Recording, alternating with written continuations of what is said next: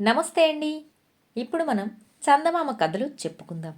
ఒకానొక కాలంలో విమలానందుడు అనే సాధువు తన శిష్యులతో కలిసి తీర్థయాత్రలు చేస్తూ రంగాపురం అనే గ్రామానికి వచ్చాడు. ఆ గ్రామంలో అందరికన్నా ధనవంతుడు లింగయ్య అనే ఆయన. గ్రామస్తులు సాధువుకు ఆయన శిష్యులకు ఏర్పాటు చేసిన విడిది, భోజనాలకు అయ్యే ఖర్చులన్నీ లింగయ్యే భరించాడు. సాధువుకు సేవలన్నీ చేశాడు. కొన్ని రోజుల తర్వాత విమలానందుడు గ్రామం వదిలి వెళ్ళిపోతూ తనకు వీడ్కోలు ఇవ్వవచ్చిన గ్రామస్తులను ఆశీర్వదిస్తున్నాడు. ఆ సమయంలో తన ప్రక్కన చేతులు కట్టుకొని నిలబడి ఉన్న లింగయ్యను ఆయన ఆప్యాయంగా చూస్తూ, నాయనా, నువ్వు ఆగర్భ శ్రీమంతుడివి, అష్ట ఐశ్వర్యాలతో తొలతూగుతున్నవాడివి.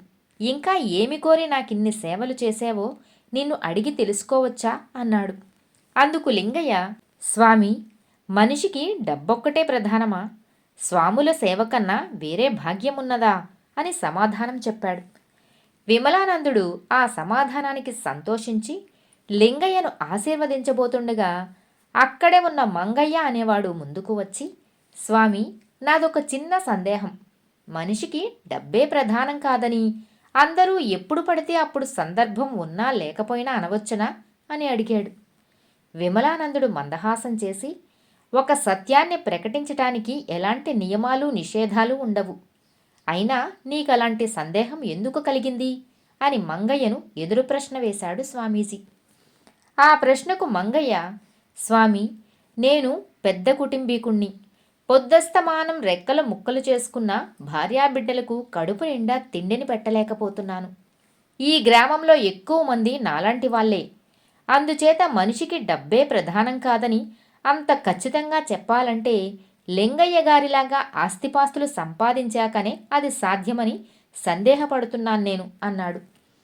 మంగయ్య అన్నదానికి అక్కడ ఉన్న గ్రామస్తులంతా పెద్దగా నవ్వుతూ ఉంటే లింగయ్య మాత్రం తల వంచుకున్నాడు. విమలానందుడు వాళ్లతో, నాయనలారా, మంగయ్య నిజానికన్నా నవ్వులాట కన్నా అతడు సందేహము అంటున్న దానిలో గొప్ప ధర్మసూక్ష్మమున్నది. ఏంటంటే వాస్తవానికి డబ్బు సంపాదన మనిషికి ముఖ్యం కాదని చెప్పటం సొమ్ము కూడబెట్టిన లింగయ్య లాంటి ధనికులకే చెల్లుతుంది. అలాంటి వాళ్ళు తమ ధనాన్ని నాలాంటి సాధువుల కోసం వెచ్చించే బదులు బీదసాదలకు ఉపయోగపడేటట్టు చేసుకోవటం మేలు అన్నాడు స్వామీజీ. ఆ సాధువు మాటలకు గ్రామస్తులందరూ ఆమోదసూచకంగా తలలూపారు. సాధువు లింగయ్య భుజం మీద చేయి వేసి, నాయనా, డబ్బు ప్రధానం కాదు అన్న నీ మాటకు సార్థకత కలగాలంటే నేను ఇంతకుముందు చెప్పిన విధంగా చెయ్యు. నేను ఈ ధర్మాన్ని నన్ను సేవించి తరించాలని వచ్చే ధనవంతులకు బోధించకుండా నేనిన్నాళ్ళు జాప్యం చేశాను. ఎంతో జ్ఞానాన్ని సముపార్జించాను అనుకుంటున్న నాకు సకాలంలో ఈ ధర్మసూక్ష్మాన్ని గుర్తు చేసిన మంగయ్యను మరిచిపోను ఎప్పటికీ అని గ్రామస్తులందరినీ దీవించి శిష్యులతో పాటు ముందుకు సాగాడు. ఆ తర్వాత లింగయ్య తన ధనాన్ని గ్రామంలో నలుగురికి ఉపయోగించే మంచి కార్యాలకు వినియోగిస్తూ ధర్మదాత అని పేరు తెచ్చుకున్నాడు. కథ సమాప్తం. మరో కథ.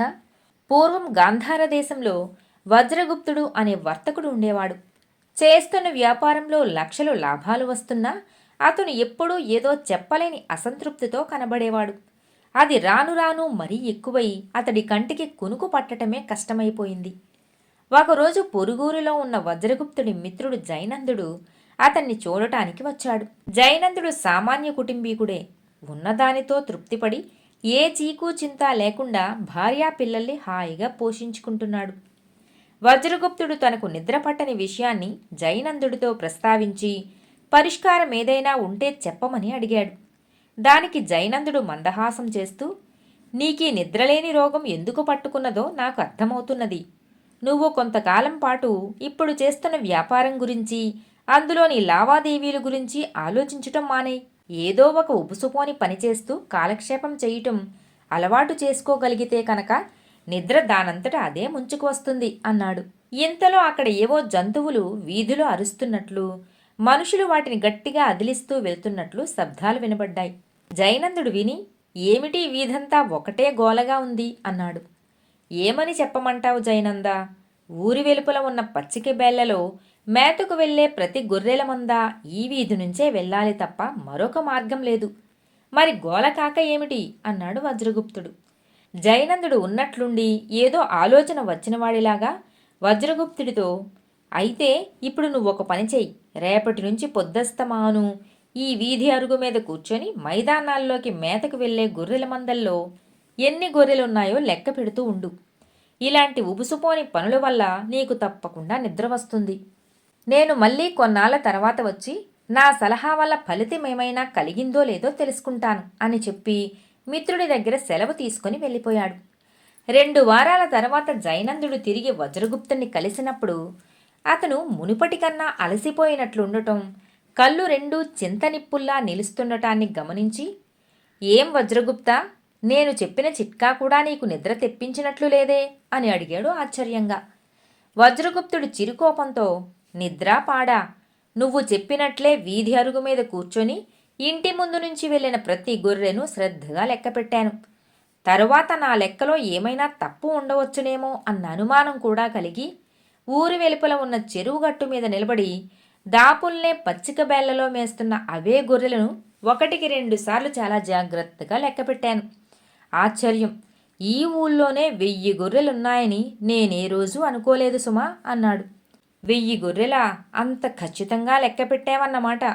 ఉబుసుపోని పనులు చేసేటప్పుడు కూడా అంత శ్రద్ధ అవసరమా అని నాకనిపిస్తున్నది అన్నాడు జైనందుడు. అందుకు వజ్రగుప్తుడు, లెక్కన్నాక లెక్కే, అందులో నేనెలాంటి పొరపాట్లు చెయ్యను. 1000 గొర్రెల్ని అలా చూశాకనే కదా వాటి దగ్గర నుంచి కనీసం 4000 సేర్ల ఉన్నిని సంపాదించవచ్చని అప్పుడు నాకు అర్థమైంది అన్నాడు. జైనందుడు దానికి చిన్నగా నవ్వుతూ, నిన్ను లెక్క పెట్టమన్నది గొర్రెల్ని కాని అవి ఇచ్చే ఉన్నిని కాదు గదా అన్నాడు. నీకు తెలియనిదేముంది జైనందా, ఈ ఊళ్ళో నిపుణులైన నేతగాళ్ళున్నారు. ఆ ఉన్ని వాళ్ళకిస్తే కనీసం 2000 గజాల బట్టలనైనా నేసి ఇవ్వగలరు. ఎంత లేదన్నా గజం 2 వరహాలు చేసి ఆ సరుకును సులభంగా అమ్ముకోవచ్చును అని వజ్రగుప్తుడు ఉత్సాహంగా ఇంకా ఏదో చెప్పబోతున్నాడు. అయితే జైనందుడు మాత్రం అతడి మాటలకు అడ్డుపడి, ఇంకా నాకేమీ చెప్పనక్కరలేదు. నేతగాళ్ళు నేసి ఇచ్చిన 2000 గజాల బట్టలని దుకాణంలో మురగబెట్టుకుని కూర్చుంటే నిద్రెలా పడుతుంది నీకు? ఆ సరుకంతా కదిలి లాభాలు చేతిలోకి వచ్చి పడ్డప్పుడే కదా అన్నాడు. వజ్రగుప్తుడికి అప్పటికి జైనందుడి మాటల్లోని వ్యంగ్యం హేళనలా అర్థమై చురుక్కుమన్నది. అతడు సిగ్గుపడుతూ ఏదో చెప్పబోతుండగా మళ్ళీ జైనందుడు అతన్ని వారించి, చూడు వజ్రగుప్త, మీ ఇంటి ముందు నుంచి వెళ్ళిన గొర్రెలు నీవి కావని, నువ్వు చేస్తున్నది ఉన్ని వస్త్రాల వ్యాపారం అసలే కాదని నీకు తెలియదా? అయినా పొద్దస్తమానం పరిసరాల్లోని ప్రతి వస్తువును వ్యాపార దృష్టితో చూస్తూ చేసే ప్రతి పని నుంచి ఏదో కొంత లాభం సంపాదించాలని చూస్తుంటావు. ఆ కారణంగానే అర్థం లేని గుణకారాల గురించే నీకు ఆ వ్యాపార దృష్టి రోగం బాగా ముదిరి కంటికి కునుకు కరువైందని గ్రహించాను. అందుకే నేను మీ ధ్యాసను మరొక వైపుకు మళ్లించే ప్రయత్నం చేసి అందులో కూడా విఫలమయ్యాను. మీ సమస్యను పరిష్కరించే సమర్థత నాకు లేదని ఒప్పుకుంటున్నాను అన్నాడు. ఇది విన్న వజ్రగుప్తుడు ఉత్సాహంగా జైనందుడి వీపు తట్టి, అదేమీ కాదు జైనందా, నువ్వు 100కి 100 నా సమస్యను పరిష్కరించావు. నీ పుణ్యమా అంటూ అసంతృప్తికి సుఖనిద్రకు ఉన్న సంబంధం ఏమిటో నేనిప్పుడే గదా గ్రహించగలిగాను. ఆ రోగానికి మందేమిటో కూడా నువ్వంతగా వివరించకుండానే నేనే తెలుసుకున్నాను అన్నాడు. జైనందుడు పెద్దగా నవ్వి, ఆహా అలాగా, ఏమిటా మందు అని అడిగాడు. వజ్రగుప్తుడు ఏదో రహస్యం చెబుతున్నవాడిలా చిన్న గొంతుతో, నేను ఈ రోజు నుంచే వర్తక వ్యాపారాలన్నీ నా కొడుకులకు అప్పచెప్పి శేష జీవితాన్ని నీలాంటి స్నేహితుల సాంగత్యంలో తృప్తిగా గడపదలుచుకున్నాను అని పెద్దగా ఆవులిస్తూ జైనందుణ్ణి మనసారా అభినందించాడు. కథ సమాప్తం. మరో కథ. అవంతి నగరాన్ని పాలించే అనంగపాలుడి గజబలంలో శర్వాణి అనే ప్రసిద్ధికెక్కిన మదపుటేనుగు ఉండేది. అనంతపాలుడికి ఆ ఏనుగు పట్ల మక్కువ ఎక్కువ. దాన్ని అధిరోహించి ఆయన అనేక యుద్ధాల్లో విజయుడు కావటమే అందుకు కారణం. ఒకనాడు అనంతపాలుడు శర్వాణి మీద సుఖాసీనుడై నగరం వెలుపల గల ఉద్యానవనానికి విహారానికి బయలుదేరాడు. ఉద్యానవనం దరిదాపుల్లో ఉందనగా శర్వాణి ఉన్నట్టుండి ప్రళయకాల ఝంఝామారుతంలాగా పెద్దగా ఘీంకారం చేస్తూ 4 కాళ్ల మీద చతికిలబడిపోయింది. అనంగపాలుడు అంబారీలోంచి కిందికి దూకి ఏనుక్కి ఏమైందో చూడమని మావటివాణ్ణి ఆజ్ఞాపించాడు. శర్వానికి అంత అర్ధాంతరంగా ఏమి ముంచుకు వచ్చిందో వారికి అంతుపట్టలేదు. రాజు పశుపక్షాదులకు కూడా వైద్యం చేయడంలో సిద్ధహస్తుడు అనిపించుకున్న రాజవైద్యుడు శివశర్మను కూడా పిలిపించాడు. శివశర్మ ఏనుగును పరీక్షించి అనంతపాలుడితో ఇలా చెబుతున్నాడు: మహారాజా, ఇది ప్రాణులన్నిటికీ చాలా అరుదుగా వచ్చే సర్వాంగ కుంచితం అనే మహావాతమని నాకనిపిస్తున్నది. ఈ వ్యాధి వచ్చిన జీవి బ్రతకడం అన్నది అసాధ్యం. ఈ మధ్య నేను ఒక ప్రాచీన వైద్య గ్రంథంలో దీనికి చికిత్స వివరించి ఉండటాన్ని చూశాను. కానీ అది విశేషమైన వ్యయప్రయాసలతో కూడిన పని అన్నాడు. దానికి రాజు, ఈ ఏనుగు కోలుకొని తిరగటం నాకు ముఖ్యం.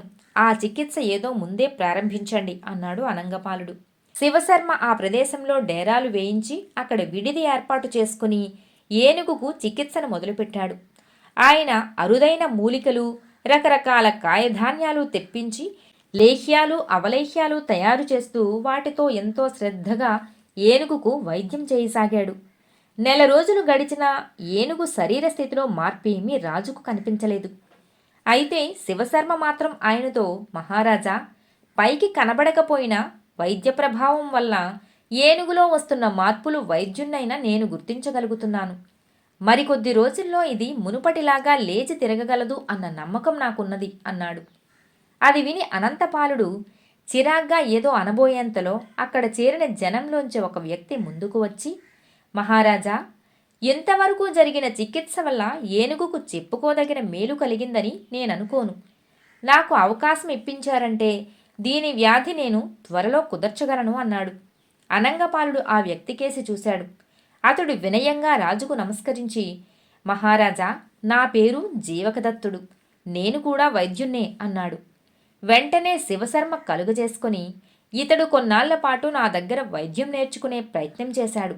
నా చేత వైద్యవృత్తికి పనికిరాడు అని పంపబడ్డవాడు అన్నాడు. అనంగపాలుడు కొంచెంసేపు ఆలోచించి, ఏ పుట్టలో ఏ పామున్నదో ఇతడు చేయగలిగింది కూడా చూద్దాం అని జీవకదత్తుడికి ఏనుగుకు చికిత్స చేసేందుకు అనుమతినిచ్చాడు. అప్పుడు జీవకదత్తుడు రాజుతో, ఈ ఏనుగు కంటికి ఆనేంత దగ్గరలో తటాకం ఒకటి తవ్వించండి మహారాజా. దాని నిండా తామరతూండ్లు తెప్పించి వేయించండి. తటాకం గట్ల చుట్టూ అందమైన చెట్లు, పుష్పలతలు నాటించండి అన్నాడు ఎంతో వినయంగా. అనంగపాలుడు ఆశ్చర్యపోయి, ఇదేనా నువ్వు చేయబోయే చికిత్స అని ప్రశ్నించాడు. జీవకదత్తుడు అవును అన్నట్లు తల ఊపి, కొద్ది రోజుల్లో తమరు ఆ చికిత్సా ఫలితాన్ని చూడగలరు అని జవాబిచ్చాడు దృఢమైన స్వరంతో. రాజు జీవకదత్తుడు అడిగినట్లే వారం తిరగకుండా పెద్ద తటాకం తవ్వించాడు అక్కడ. ఆ తర్వాత జీవకదత్తుడి కోరికపై రోజూ గజశాల నుంచి కొన్ని ఏనుగులను మావటి వాళ్ళు ఆ తటాకం నీటిలో స్నానం చేయించేందుకు తోలుకుపోసాగారు. ఇలా 10 రోజులు గడిచాక జీవకదత్తుడు రాజును తటాకం దగ్గరకు తీసుకుపోయాడు. అక్కడి దృశ్యం చూసి అనంతపాలుడు తన కళ్ళను తానే నమ్మలేకపోయాడు. తటాకంలో శర్వాణి ఇతరి ఏనుగులపై నీళ్లు చిమ్ముతూ ఘీంకారాలు చేస్తున్నది.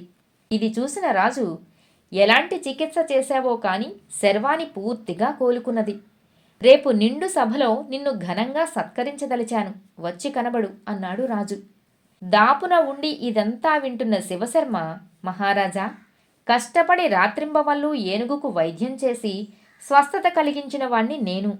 ఇన్నాళ్లకు నేను వాడిన మందులు పనిచేసి శర్వాణి మిగతా ఏనుగులతో బాగా తిరగగలుగుతున్నది. ఇందులో జీవకదత్తుడు చేసినదేమీ లేదు. తమ సత్కారానికి అర్హుణ్ణి నేనే అన్నాడు. జీవకదత్తుడు అందుకు ఒప్పుకోకుండా, నేను అవలంబించిన ప్రక్రియ వల్లనే ఏనుగుకు స్వస్థత చేకూరింది, శివశర్మ చేసిన చికిత్స వల్ల కాదు అంటూ వాదనకు దిగాడు. ఈ వాదన విన్న అనంగపాలుడు ఎటూ నిర్ణయించుకోలేక, సరే, మీరిద్దరూ రేపు సభకు రండి, మీ వివాదాన్ని పరిష్కరిస్తాను అని చెప్పి వెళ్ళిపోయాడు.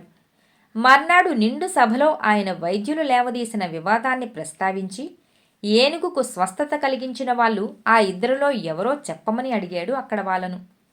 ముందుగా సుబుద్ధి అనే మంత్రి, మహారాజా, శివశర్మ ఇచ్చిన మందుల ప్రభావం వల్లనే ఏనుగు లేచి తిరగగలుగుతుంది అనడంలో సందేహం లేదు అన్నాడు. సుకీర్తి అనే మరొక మంత్రి, మహారాజా, చచ్చినట్లు పడి ఉన్న ఏనుగుకు ఉత్తేజం కలిగించడానికి జీవకదత్తుడు కల్పించిన కొన్ని పరిస్థితుల వలన మాత్రమే దాని వ్యాధి నయమైందని నాకనిపిస్తున్నది అన్నాడు. మంత్రుల్లోకెల్లా చిన్నవాడైన శశిధరుడు మాత్రం, మహారాజా, వైద్యులిద్దరైనా ఏనుగుకు జరిగిన చికిత్సను మాత్రం విడివిడిగా కాక ఒకటిగానే చూడాలి. అందుచేత తమరు చేసే సన్మానానికి ఇద్దరూ అర్హులే. నేనిలా ఎందుకంటున్నానో ఒకసారి ఆలోచించి చూస్తే తమరికే అర్థమవుతుంది అన్నాడు. అనంగపాలుడు కొంచెంసేపు ఆలోచించి, అవును, శశిధరుడు అన్నది అక్షరాలా నిజం. నేను వైద్యులిద్దరినీ సమానంగా సత్కరించదలుచుకున్నాను. ఎందుకంటే ఈ సృష్టిలో వ్యాధిగ్రస్తమయ్యాక ఆ ప్రాణి ఎటువంటిదైనా దాని దేహానికే కాక వ్యాధి కారణంగా అది కోల్పోయిన మనోనిబ్బరానికి కూడా చికిత్స జరగాలి. అలా కానప్పుడు ఆ ప్రాణిలో జీవేచ్ఛ కలిగించడం సాధ్యపడదు. శివశర్మ శర్వానికి ప్రశస్తమైన వైద్యం చేశాడు. అందువల్ల మందుల ప్రభావం ఏనుగుపై ఏమీ పడటం కన్నా రోగపీడన వల్ల అది తన మనోఫలాన్ని పూర్తిగా కోల్పోయిందనడం వాస్తవమవుతుంది అన్నాడు. ఇది విన్న మంత్రులతో పాటు సభికులు కూడా ఆనందంతో ఆమోదసూచకంగా తలలూపారు. అప్పుడు అనంగపాలుడు ఇలా చెబుతున్నాడు. ఇక జీవదత్తుడి గురించి. ఏనుగుపై ప్రయోగించిన వైద్య ప్రక్రియ దాని మనోబలాన్ని పెంచి జీవితం పట్ల ఉత్తేజం కలిగించడం, మిగతా ఏనుగులు తటాకంలో దిగి జలకాలాడుతూ ఉత్సాహం కొద్దీ చేసే ఘీంకారాలు శర్వానికి తను మందతో కలిసి తిరగాలనే తీవ్రమైన కోరికను కలిగించాయి. ఆ కారణంగానే అది చతికిలబడి ఉన్న చోటు నుంచి లేచి తటాకం నీటిలో దిగగలిగింది. అందువల్ల ఏనుగు దేహానికి చికిత్స చేసింది శివశర్మ అయితే దీన్ని బట్టి ఏనుగు దేహానికి చికిత్స చేసింది శివశర్మ అయితే దాని మనోబలాన్ని పునరుద్ధరించడానికి సాయపడినవాడు జీవకదత్తుడు. ఇదంతా శశిధరుడు వైద్యుల చికిత్సను విడివిడిగా కాక ఒకటిగా చూడాలన్న తర్వాతే నాకు స్ఫురించింది అన్నాడు రాజు. అంతా విన్న సభికులు హర్షధ్వానాలు చేశారు. అనంతపాలుడు వైద్యులిద్దరినీ మెచ్చుకుని వాళ్ళను ఘనంగా సన్మానించాడు. కథ సమాప్తం. మరో కథ. ప్రతిఫలం. వీరభద్రం అనే రైతు తను కొత్తగా కొన్న ఇంటి పెరట్లో బావి తవ్వించాలి అన్న ప్రయత్నంలో ఉన్నాడు. ఈ సంగతి తెలిసి చెన్నకేశవులు అనే అతను వీరభద్రాన్ని కలుసుకుని, మీరు కొత్త ఇంటికి బావి తవ్వించాలనుకుంటున్నారట, ఆ పని నాకు అప్పగించండి. నేను భూమి లోపల జల ఎక్కడున్నా పసికట్టి చెప్పగలను. తాత తండ్రుల దగ్గర నుంచి నేర్చుకున్న ఈ విద్యతో నేను ఎందరి ఇళ్లల్లోనో ఏ ప్రయాస లేకుండా బావులు తవ్వించాను అన్నాడు. వీరభద్రం జవాబిచ్చే లోపలే సమయానికి అక్కడే ఉన్న పొరిగింటి రామనాథం, వీరభద్రం గారు, మీరు గ్రామానికి కొత్తవారు. ఈ చెన్నకేశవుల్ని గురించి మీకు తెలియదు కనుక చెబుతున్నాను. బావి తవ్వించే పని ఈయనకు అప్పగించండి. ఇలాంటి విషయాల్లో ఈయన చాలా ప్రజ్ఞావంతుడు అని అన్నాడు. వీరభద్రం మాత్రం వేలాకోలం చేస్తున్నట్లుగా, అదేమిటి రామనాథం గారు, ఒక్కొక్కసారి మనకు దాపులనున్న వస్తువులే సరిగా కనబడవు. అలాంటప్పుడు భూమి అడుగున ఉన్న జల ఎక్కడ ఉందో చెప్పడం ఎలా సాధ్యపడుతుంది అని చెన్నకేశవులతో కళ్ళకు అంజనాలు రాసుకునో లేక మాయా దుర్బిణులు ఉపయోగించో మంత్రగాళ్ళు భూమి అడుగున ఏమున్నదో తెలుసుకునే వాళ్ళని కథల్లో చదివాను. అయితే నాకు అలాంటి విద్యల్లో నమ్మకం లేదు. కూలి వాళ్లను పెట్టి పెరట్లో బావిని నేనే తవ్వించుకుంటాను అన్నాడు. చేయబోయే పనిలో మంత్రతంత్రాల ప్రసక్తే లేదని, అంతా సశాస్త్రీయమైన పద్ధతే అని చెన్నకేశవులు వీరభద్రానికి వివరించి చెప్పబోయాడు. అయినా వీరభద్రం అతడి మాటల్ని పట్టించుకోలేదు. చివరికి చెన్నకేశవులు వినయంగా, సరే అయితే తమ ఇష్టం అని వీరభద్రం దగ్గర సెలవు తీసుకుని వెళ్ళిపోయాడు. ఆ మర్నాడే వీరభద్రం నలుగురు కూలివాళ్లను పిలిపించి పెరట్లో ఒక మూల వాళ్ల చేత బావి తవ్వించడం మొదలుపెట్టాడు. 10 రోజుల పాటు తవ్వగా వాళ్లకు భూమిలో ఒక రాతి పొర తగిలి పని ఆగిపోయింది. కూలివాళ్లు వీరభద్రానికి సంగతి చెప్పి, అయ్యా, ఈ రాతి పొరను తవ్వి ఇంకా లోతుకు పోవటం మా వల్ల అయ్యే పని కాదు. ఒకవేళ అది సాధ్యమైనా అక్కడ నీటి జల కాదు గదా, ఓట అయినా ఉంటుందో లేదో చెప్పలేం. కనుక మా కూలి డబ్బులు మాకిప్పించండి, పోయి మరెక్కడైనా పని చూసుకుంటాం అన్నారు. ఈ జరిగిన దానికి వీరభద్రం చాలా బాధపడుతూ కూలివాళ్లకు డబ్బులిచ్చి పొరుగింటి రామనాథంతో ఇప్పుడేం చేయాలో తోచటం లేదు అని చెప్పాడు. ఇందుకు రామనాథం, మీరు ముందే నా సలహా పాటిస్తే బావుండేది. జరిగిన నష్టానికి విచారించకండి, చెన్నకేశవుల్ని పిలిపిద్దాం అన్నాడు. మరొక మార్గం తోచక వీరభద్రం చెన్నకేశవుల కోసం కబురు పెట్టాడు. అతను వచ్చి పెరడంతా ఒకసారి కలియ తిరిగి అక్కడ ఉన్న చిన్న చిన్న మొక్కల్ని గడ్డిపరకల్ని పరిశీలించి చివరకు ఈశాన్యం మూల గుణపాన్ని భూమిలోకి దింపి వీరభద్రంతో, అయ్యా, ఇది బావి తవ్వటానికి అనువైన చోటు. నేను రేపు కూలీలను వెంటబెట్టుకుని స్వయంగా వచ్చి బావి పని పూర్తి చేస్తాను అని చెప్పి వెళ్ళాడు. ఆ మర్నాడు చెన్నకేశవులు నలుగురు కూలీలను వెంటబెట్టుకు వచ్చి గుణపం గుచ్చిన చోటు వాళ్లకు చూపించి ఇక్కడ తవ్వండి అని చెప్పాడు. కూలీలు 3 రోజుల పాటు తవ్వటం సాగించాక భూమిలో నుంచి పుష్కలంగా నీటి ఊటలు రావటం ప్రారంభమై చూస్తుండగానే పెద్ద జల పడింది. అది చూసి వీరభద్రం ఆనందపడిపోగా చెన్నకేశవులు మాత్రం, అయ్యా చూసేరా, మొదటే తమరు నాకు ఈ బావి తవ్వే భారం అప్పగిస్తే మీకు అనవసరమైన ఖర్చు తప్పేది కదా, నా మాటల మీద నమ్మకం ఉంచారు కాదు. ఇప్పుడైనా సరే నేను ఊహించిన దానికన్నా పెద్ద జలే పడింది, డబ్బిప్పించండి వెళతాను అన్నాడు. ఎంతేమిటి ఆ మొత్తం అని అడిగాడు వీరభద్రం. అంతా కలిపి 500 అన్నాడు చెన్నకేశవులు. ఇది విని వీరభద్రం చిరాకు పడుతూ, 3 రోజుల్లో పని పూర్తయింది కదా, 500 దేనికి అన్నాడు. చెన్నకేశవులు తాపీగా, అయ్యా అందులో 100 రూపాయలు కూలీల కోసం, మిగిలిన 400 ఎక్కడ తవ్వితే జలపడుతుందో గ్రహించి బావి తవ్వించినందుకు నేను పుచ్చుకుంటున్న ప్రతిఫలం. ఇందులో నేను మంత్రతంత్రాలు దుర్భినులు ఉపయోగించలేదని తమరే చూశారు కదా అన్నాడు. ఆ మాటలతో వీరభద్రం ముఖం చిన్నబుచ్చుకొని ఇంటి లోపలికి వెళ్ళి డబ్బు తెచ్చి చెన్నకేశవులకిచ్చాడు. ఆ సమయంలో అక్కడికొచ్చిన రామనాథం జరిగిందేమిటో తెలుసుకొని వీరభద్రంతో, మీరు మొదట్లోనే నా మాట విని ఉంటే ఎంతో శ్రమ తగ్గేది. పెరట్లో వృధాగా 2 నిలువుల లోతు గొయ్యి తవ్విపోయిన కూలీలకు ఇచ్చిన డబ్బు మిగిలేది.